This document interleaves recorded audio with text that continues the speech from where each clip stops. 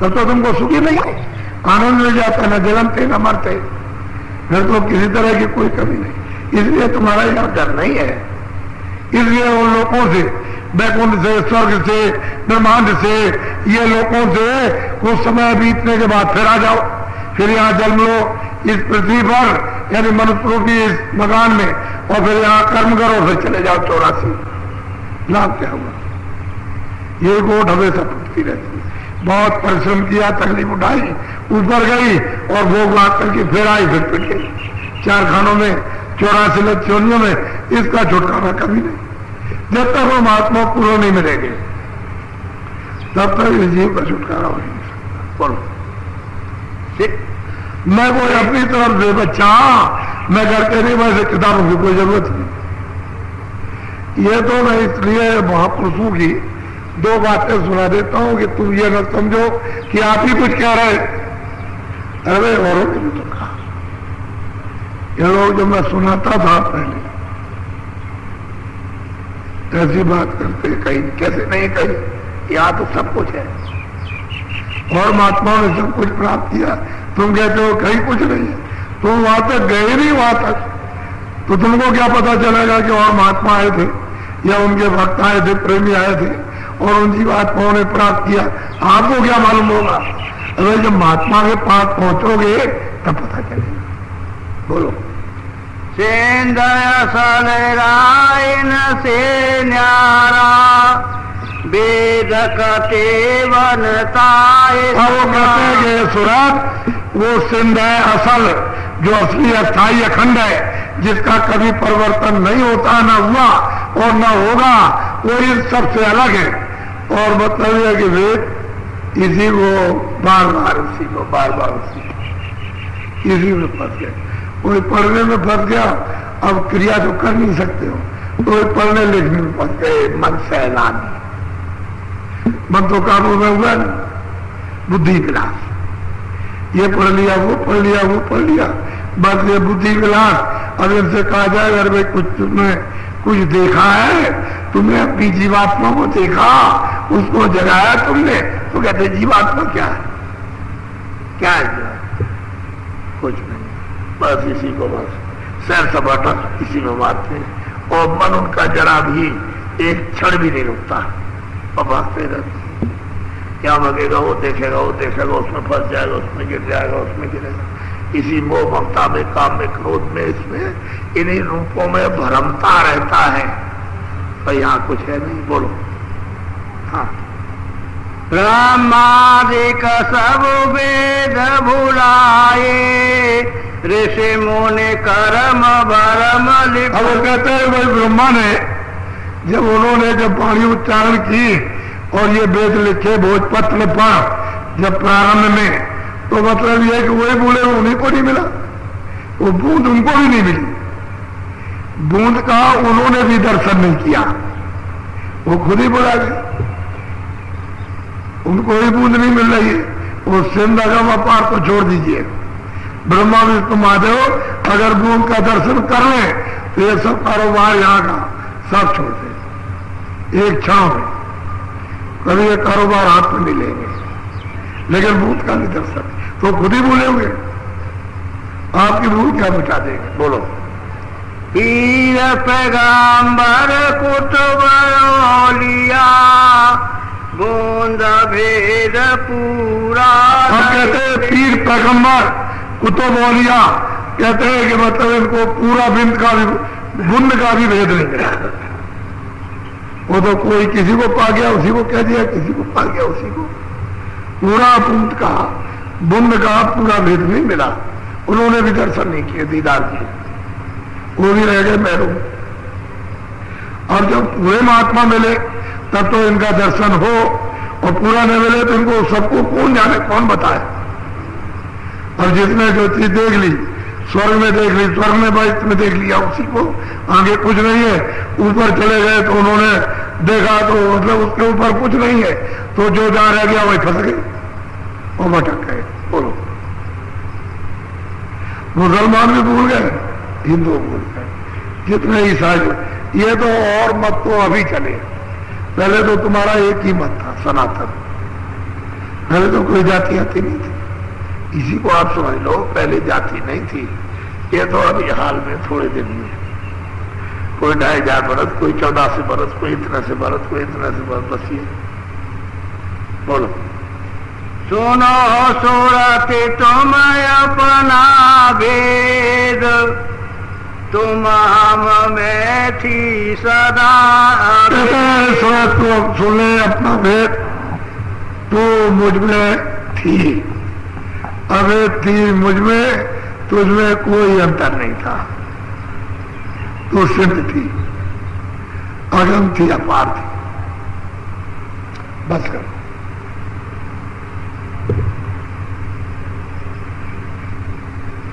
ये आपको पहले तो आपने कभी सुना नहीं था।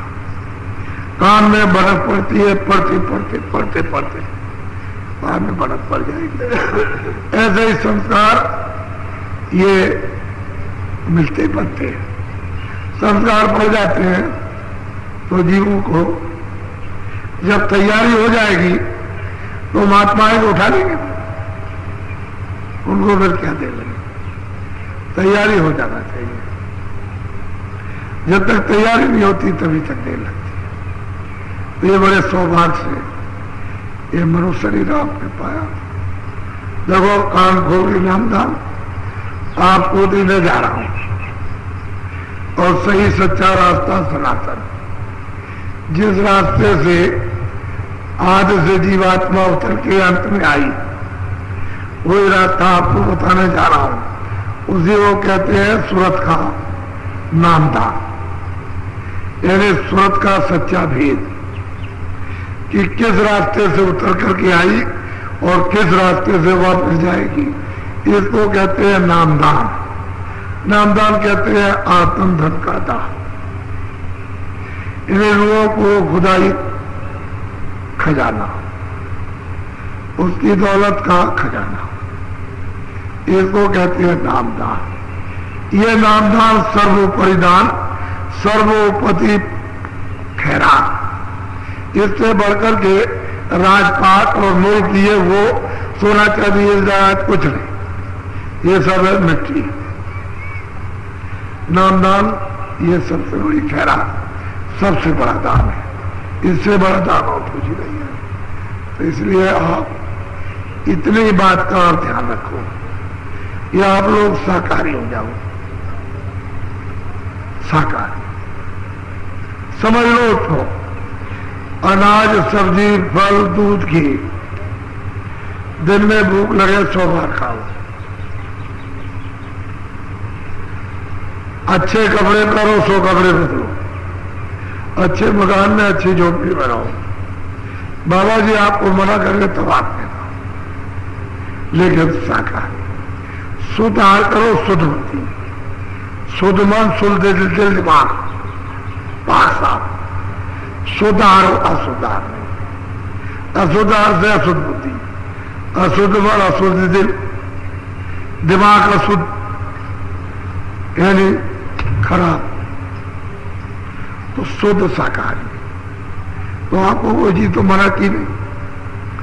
और बीड़ी तंबाकू चाहे कोई पीता हो, खाता हो, खाओ, लेकिन इतना ध्यान रखो कि हम कोई ऐसा नशा नहीं करेंगे जो हमारी बुद्धि पागल हो जाए, और हमारी पहचान जो ये कौन है, ये कौन है, खत्म हो जाए, वो नशा नहीं करना। मेरे 2 चीजें, एक तो अशुद्ध आहार नहीं, दूसरा यह है कि ऐसा कोई नशा जिससे बुद्धि पागल हो जाए और नहीं करना। इतना ध्यान रखो। क्या तुम्हारे लिए मुसीबत? मुसीबत क्या? जो तुम करते हो आदत पड़ी, तो आदत तो तुम्हारी ही खराब है।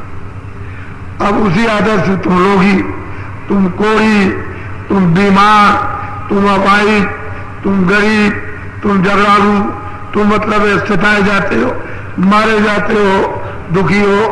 अब वो बुरी आदत तो बुरी आदत, तो ये बुरा काम, उससे तो तकलीफ, शोक, संताप। अच्छे काम से सुख, तो अच्छा काम करो, बुरा छोड़ो। ये जो वहां भीड़ लगती है, आप अभी शाम को, रात को 10:30 बजे जो जाती है हरदोई को सड़क, वो पुल बना हुआ आपके गोमती का, उसके नीचे देखना आप कि वो 10:30 बजे पहुंच जाओ। देखो ये जो आपने जो काम किया है कि गर्भ गिरा दिया, 5 महीने का बच्चा 6 महीने का गिरवा दिया, दवा देकर ऑपरेशन करा करके, इसको करा करके उसको, फिर आदमी मार दिए, बच्चा मार दिया आपने, बच्ची मार दी, स्त्री मार दिया, जानवर मार दिया आपने, गाय भैंस मार दिए, बकरी आपने मार दी, मुर्गी मुर्गा मार दिया, सुअर हाथी को मार दिया। ये जितने भी आपने जो हिंसा की है, इन आत्माओं की जो ये है, इसी में से उसमें बंद की गई। तुम जानते हो यही है रूह है, ये जीवात्मा है। उस कारागार में, जेल खाने में क्यों बंद कर दी गई कि उसने तुमको यानी नेक और बद दोनों कामों का हक, यानी पाप और पुण्य, उसका अधिकार आपको दिया, तो आपने उसका उल्लंघन किया। तब उसने कहा कि जो तुमने किया अपना भोगो, मैं उसमें तुमको बंद करता हूं जेल खाने में, 4 खानों के जेल खाने में। यही है, यही जीवात्मा है, इसमें से उसमें बंद की गई और उनको सजा दी जा रही। और तुम मनुष्य होकर के उस मनुष्य को, इंसान को, उस जानवर को, उस पंछी को और उस कीड़े को तुम काटते हो और मारते हो, तो वही जीवात्मा है अकाल मृत्यु में वो प्रेत हो जाती है, प्रेत भूत, और वो तुमको लग गई। और तुम जरा इनको देखो कि वो कितनों को लगी हुई है, तो ये तो बेचारे थोड़े हैं, और जो वहां रह गए वो कितने, कैसे इनको छोड़ेंगी। वो कहते हमारा बदला दिए जाओ, हम तुम्हारी जान लेंगे, तुमको बैठने नहीं देंगे, काम नहीं करने देंगे, देखने नहीं देंगे, पटक देंगे, तुमको बीमार कर देंगे, रोगी कोड़ी कर देंगे, तुमको तुम रोज चलाओ, हमारा कर्जा दिए जाओ मैं ब्याज के। तो कर्जा मांगती अभी तो वो अकाल मृत्यु का कर्जा मांग रहे। उसके बाद जो आपने ठगाठगी की है, जो लोगों को सताया और चोरी डकैती जाली जबरन झूठ बोलकर धोखा देकर आपने जान खाली नहीं मारी, बाकी सब ये कर्जा अलग, ये आपको अलग देना। वो तो मैं बाद में बताऊंगा।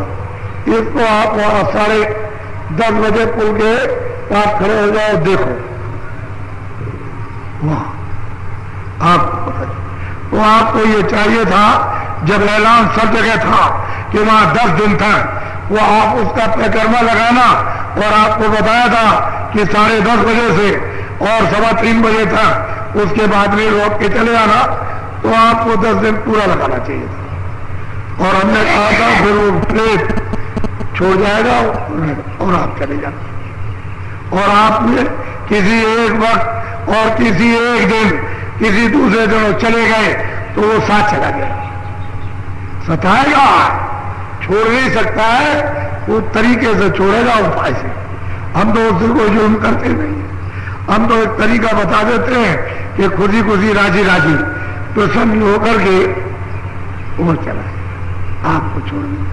हम कोई शक्ति उस पर नहीं करते, हमारा क्या काम, क्योंकि जीवात्मा तो वही जो ये, इसलिए हम कोई शक्ति उससे नहीं कर सकते, क्योंकि हमारा कोई शक्ति करने का हक नहीं है। हम उपाय बता देंगे और उसको आराम दे देंगे, दिला देंगे, आराम पा जाएगा उसको तो आप छोड़ के चला जाएगा, और तकलीफ होगी तो आपको नहीं छोड़ेगा। तो आप कोई कुछ करते नहीं, फिर पूछते हो कि चले जाओ रात को, अब वो कल 2-3 दिन से नहीं आया तो चला जाओ, वो अभी पीछे लग जाएगा, फिर कहोगे फिर बाबा जी कि वो तो फिर आ गया। तो यही 10 दिन 22 तक, 13 से 22 तक वहां देखो आप, तो आप वहां जाने की आपको जरूरत नहीं हो, कुछ नहीं होगा, वहां तो देखो तमाशा, तब आपको पता चलेगा ऐसे। तो आप लोग इन कर्मों के विधान को नहीं जानते हो, इसको मालूम नहीं आपको कि इसकी कितनी कड़ी कड़ी सजाएं मिलती है, ये आप पता नहीं, इसलिए आप लोग थोड़ा सा आप शाकाहारी हो जाओ। और यहीं से यानी जो कुछ आपने किया है वो कर्म प्रायश्चित ऐसे ऋषियों के उस स्थान पर जहां 88,000 द्वापर में एकत्रित हुए थे। और ये सोचा था उन्होंने, देखा था भविष्य को, आगे आने वाले समय को कि जीव उस कलयुग में जब आएंगे मनुष्य शरीर में तो सब झूठे धोखेबाज बेईमान लुच्चे लफंगे और मतलब एक कचली चोर डकैत, मतलब यह कि मारपीट हिंसक तरह तरह की हिंसा करने वाले। तो उस समय पर जीव कल्याण के लिए कोई रास्ता इनको पकड़ाया जाए पहले से, ताकि बह न जाए। तो यहीं पर बैठ करके भागवत लिखी गई और सत्यनारायण की कथा। तो आपने तो उसको को समझा लिया। अब यह है कि इतना बड़ा जन समुदाय, आपको पहले 600 वर्ष की उम्र हो गई हो, लेकिन आपने ये नहीं देखा।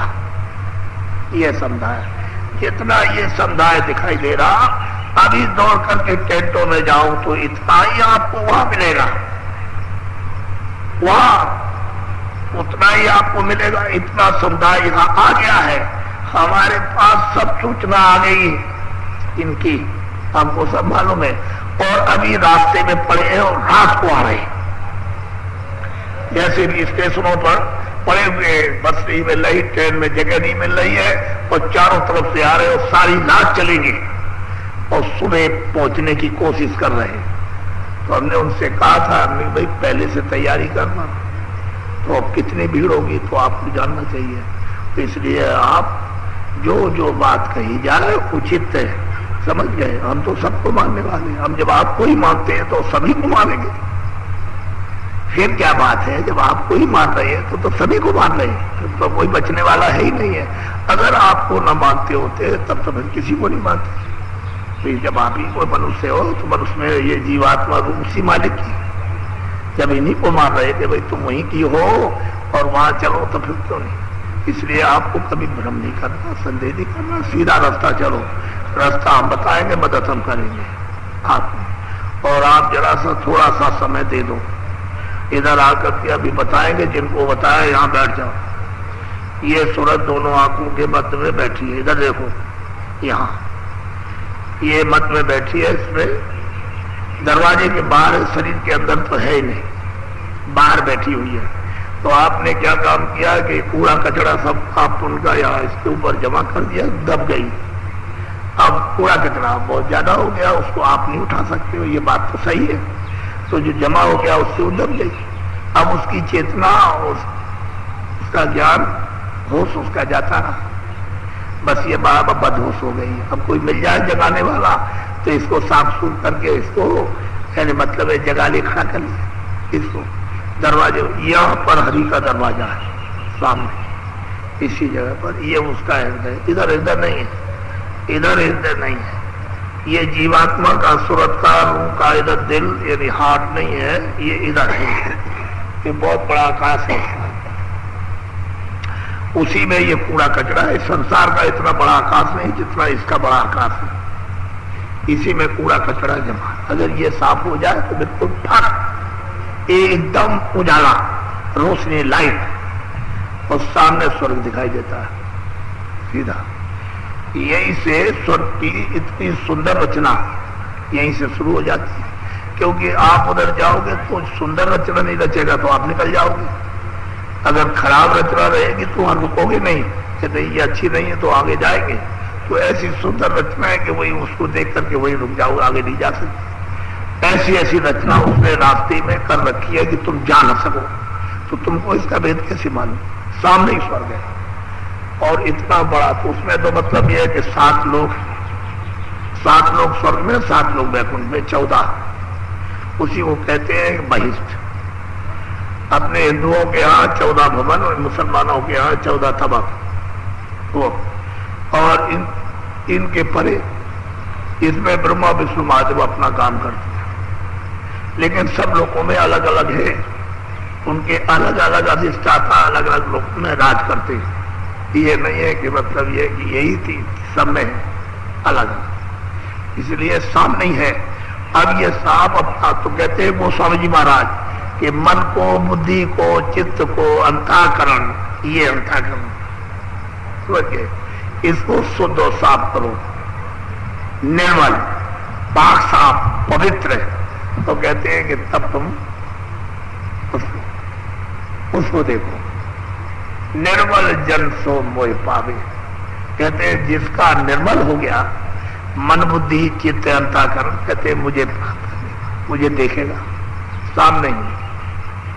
अब आप दरवाजे पर बैठ करके और आप मतलब ये स्वर्ग में नहीं जाते हो, स्वर्ग की बात करते हो, वही तो मैं कह रहा हूं कि आप मानते ही नहीं स्वर्ग। जब स्वर्ग के निवासी को नहीं मानते हो, ब्रह्मा विष्णु महादेव को स्वर्ग की मानते हो, आपने खाली आपने मतलब यह कि वही बुद्धि से आपने कर रखा है कि स्वर्गवास हो गया, बाकी आपको मालूम है स्वर्ग किधर, कुछ पता नहीं।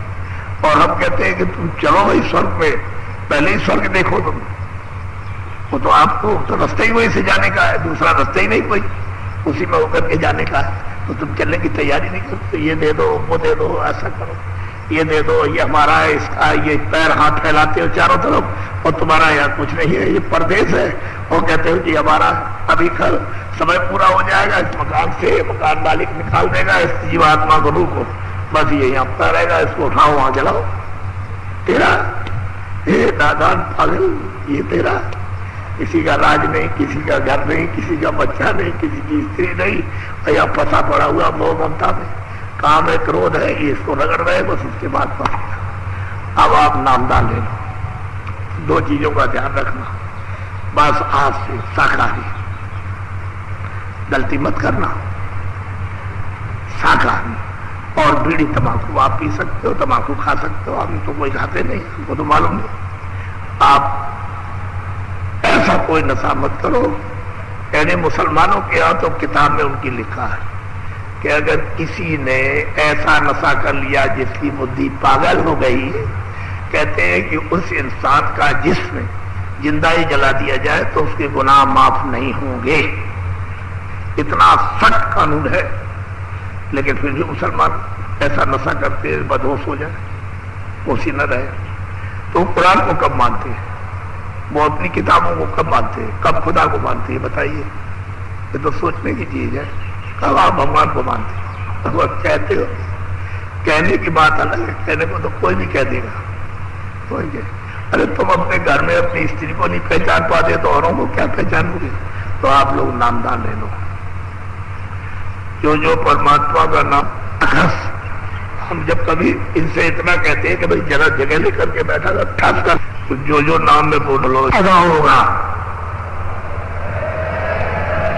वो प्रार्थना करके मंजूरी लेकर आपके लिए बता दिया जाएगा कि ये मालिक का प्रसाद है, इसको ले लो। तो थोड़ा थोड़ा आप मतलब वो आपको मिलेगा, अपना थोड़ा थोड़ा ले आना, उसमें मिलाते जाना और उसमें से लेते जाना, रखना संभाल के, घर में संभाल के रखना जैसे सोना चांदी रखते हो, जरूरत वक्त पर तुम्हारे काम आएगा, बहुत काम देगा। वो तो मैं कल बता दूंगा, आज बताने की जरूरत नहीं है, लेकिन तुमको इतना बताना जरूरी है कि स्नान, पंच स्नान यानी ऐसे से कर लेना, और पानी मिल जाए लोटे में, बाल्टी में, तो मतलब है कि कपड़ा भिगो करके ऐसे पहुंच लेना, कपड़े बदल देना, दूसरे कपड़े पहन लेना। 3 बजे शुरू हो जाएगा, आपको प्रसाद बंटना, समझ लो आप, वो प्रसाद आप लीजिएगा।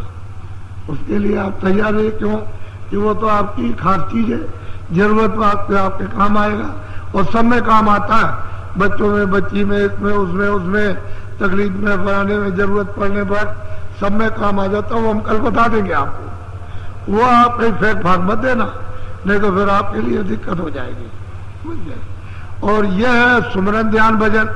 तो सुमरन जब करोगे इसका फल कब होगा, मिलेगा कब, जब आप ध्यान भजन पर बैठोगे। जब भी भजन पे बैठ गए, सुनने लगे, तो जब कान खुलेगा और सुनाई देगा तो समझना सुमरन का फल मिलेगा।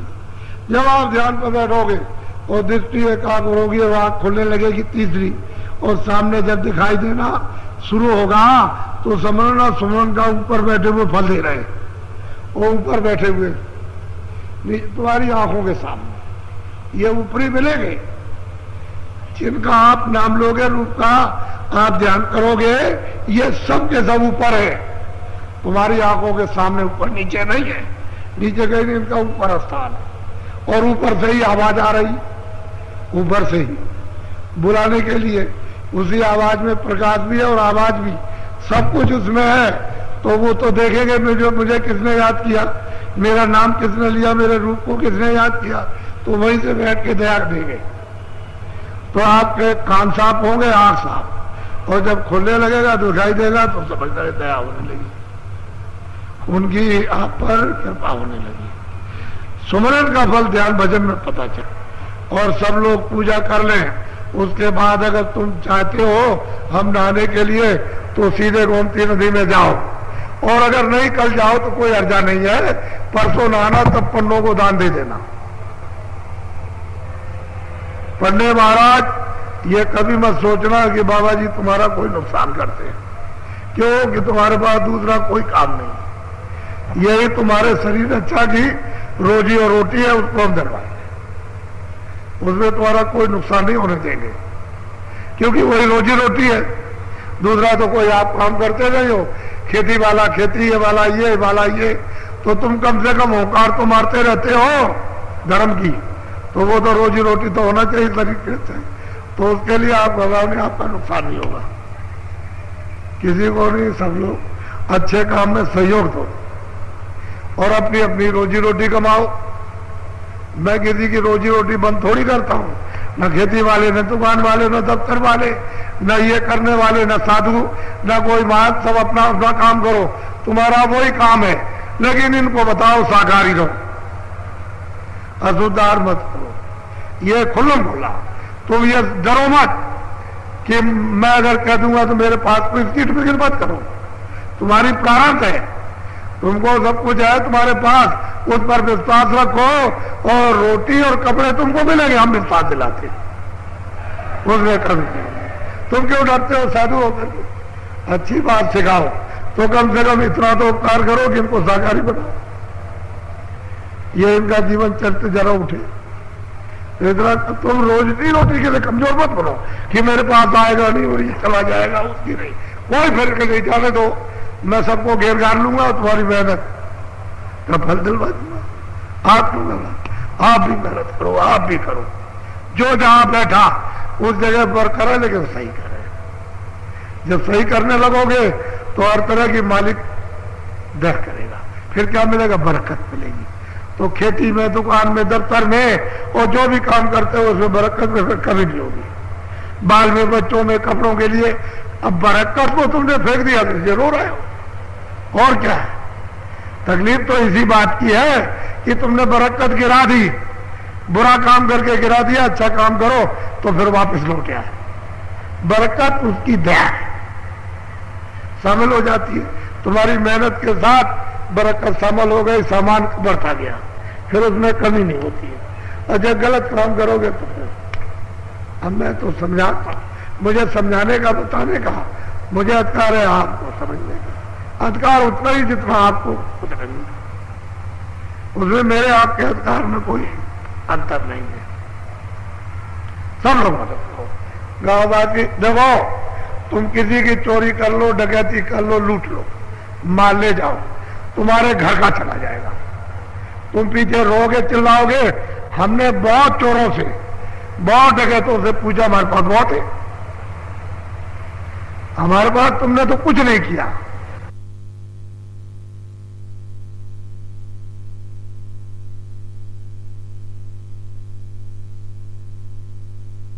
पर हम सबके आभारी हैं। आपकी सेवा सिर माथे, और हमसे कोई भूल चूक हो जाए तो हम आपके कदमों में सिर रख करके माफी मांगेंगे, आपके कदमों में सिर रखेंगे। हम तो छोटे आदमी, हम तो कोई महात्मा पहले भी नहीं थे और आज भी नहीं हो भविष्य में, हम तो बिल्कुल सेवा करने वाले हैं। तो जो सेवा आप ले सकते हो ले लो, हर तरह की हम सेवा करेंगे, करती है। तो उसमें कोई गलती भूल चूक हो जाए तो माफ कर देना। अब महात्मा आत्मा नहीं, कभी बात ये समझिए कि महात्मा हम तो सेवा कर, हमारा काम की सेवा कर, मोटी सी बात सीधी। और हमारा ये, हम किसी जात पात के लिए तो इंसान है, एक आदमी। हम जात पात के रगड़े में न रहे, न गुरु ने हमको ये बताया। इंसान, इसमें मनुष्य में ये जीवात्मा अब वो असली जात उसकी कि वो कहाँ की रहने वाली, अपनी जात को निकाल लो, निकालित कर लो, आप अपने घर में पहुंचा लो, काम बन जाए। बोलो जय गुरुदेव। अच्छा, खड़े हो जाओ, खड़े हो जाइए।